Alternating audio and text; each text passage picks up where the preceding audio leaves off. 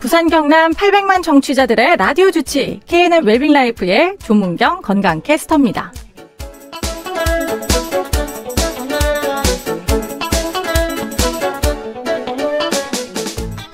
나이가 들면서 허리나 다리에 힘이 빠지거나 걷기가 점점 불편해지셨다는 분들 많이 계실 텐데요. 단순한 노화로 넘기기 쉬운 이런 증상들, 바로 척추관 협착증이라는 질환 때문일 수 있다고 합니다. 척추관 협착증은 주로 중장년층 이상에서 많이 나타나고요. 허리 통증은 물론 엉덩이나 다리까지 저리고 당기는 증상이 특징인데요. 웰빙 라이프 이 시간에는 척추관 협착증에 대해서 자세히 알아보겠습니다. 오늘 도움 말씀을 위해서 이지욱 신경외과 전문의 모셨습니다. 반갑습니다. 반갑습니다. 신경외과 전문의 이지욱입니다. 네, 선생님. 먼저 척추관 협착증이라는 용어가 생소하신 분들도 많이 계실 것 같아요. 정확하게 어떤 질환인지 설명 부탁드릴게요. 척추관 협착증은 신경이 지나가는 통로인 척추관이 좁아지는 질환입니다.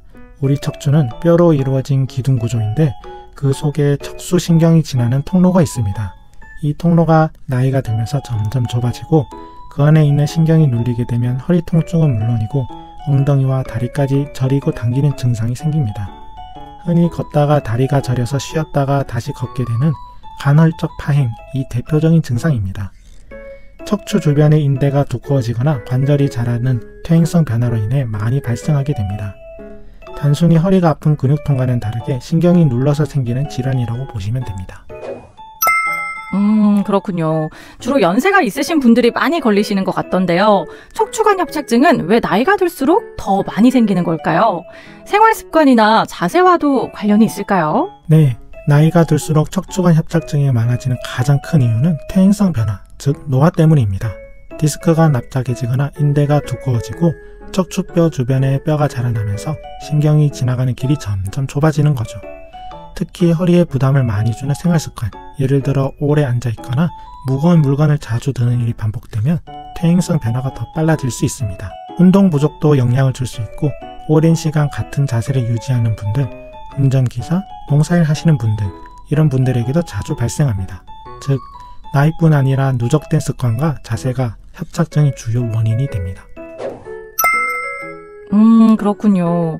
걷다가 다리가 저리고 쉬면 좀 괜찮아진다고 호소하는 분들도 계시더라고요. 척추관 협착증의 주요 증상은 무엇이고요? 또 다른 허리 질환과 구별되는 특징이 있을까요? 네, 척추관 협착증의 주요 증상은 엉덩이부터 다리까지 이어지는 저림과 통증입니다. 특히 걷다가 다리가 저리고 힘이 빠지는데 잠깐 쉬면 또 괜찮아지는 양상이 특징입니다. 주로 양쪽 다리에 나타나며 다리 전체가 당기고 무거운 느낌, 감각저하, 심하면 보행 자체가 힘들어지는 경우도 있습니다. 허리 디스크는 보통 한쪽 다리만 아픈 경우가 많지만 협착증은 양쪽 다리 모두 아픈 경우가 많고 앉으면 괜찮아졌다가 다시 걷기 시작하면 증상이 재발하는 것이 다른 점입니다. 허리 통증보다도 다리 증상이 더 불편하게 느껴지는 경우가 많다는 것도 특징입니다. 네, 알겠습니다. 그렇다면 이런 증상이 있을 경우에 병원에서는 어떤 과정으로 척추관 협착증을 진단하게 되나요? 협착증이 의심되는 경우 병원에서는 먼저 자세한 문진과 이학적 검사를 진행합니다.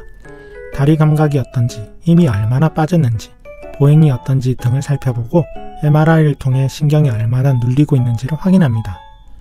단순 엑스레이로는 뼈의 변화만 볼 수 있고 협착의 정도는 MRI가 가장 정확한 검사입니다. 필요에 따라 척추 CT, 신경 전도 검사 등을 추가할 수도 있습니다.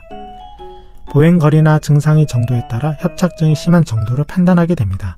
신경이 얼마나 눌리는지, 주변 구조물이 어떤 영향을 주는지에 따라 치료 방향이 결정됩니다. 네, 알겠습니다. 그렇다면 협착증으로 진단을 받으면 꼭 수술이 필요한지도 궁금하고요. 치료는 어떻게 진행되는지도 자세히 좀 알려주세요. 네, 협착증이 있다고 무조건 수술을 해야 되는 것은 아닙니다.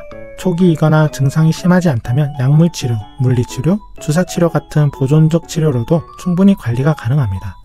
특히 신경차단술이나 풍선확장술, 신경성형술 같은 시술도 증상 완화에 도움을 줄 수 있습니다.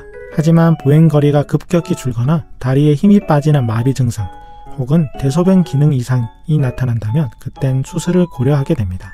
요즘은 척추 유압술 없이도 내시경이나 현미경을 보면서 신경 주위만 넓히는 감압술이 많기 때문에 수술 부담도 예전보다 훨씬 줄어들었습니다. 치료는 환자 상태에 따라 단계적으로 진행하게 됩니다. 다양한 치료 방법이 있네요.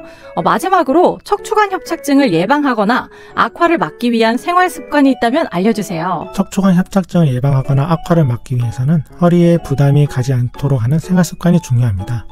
무거운 물건은 무릎을 굽혀 들고 장시간 앉아 있을 땐 중간에 일어나 움직이거나 스트레칭을 해주는 것이 좋습니다. 또 허리와 복부 근육을 튼튼히 하는 가벼운 걷기나 수영 같은 유산소 운동도 큰 도움이 됩니다. 무엇보다 중요한 건 증상을 방치하지 말고 조기에 진단을 받는 것입니다. 네, 알겠습니다. 나이가 들면서 생기는 증상이라고 생각하고 참거나 방치하기 쉬운 질환이지만 조기에 발견하고 치료하면 충분히 개선될 수 있다는 점 꼭 기억하셔야겠습니다. 부산 경남 800만 정취자들의 라디오 주치 KNN 웰빙 라이프. 지금까지 이지욱 신경외과 전문의였습니다.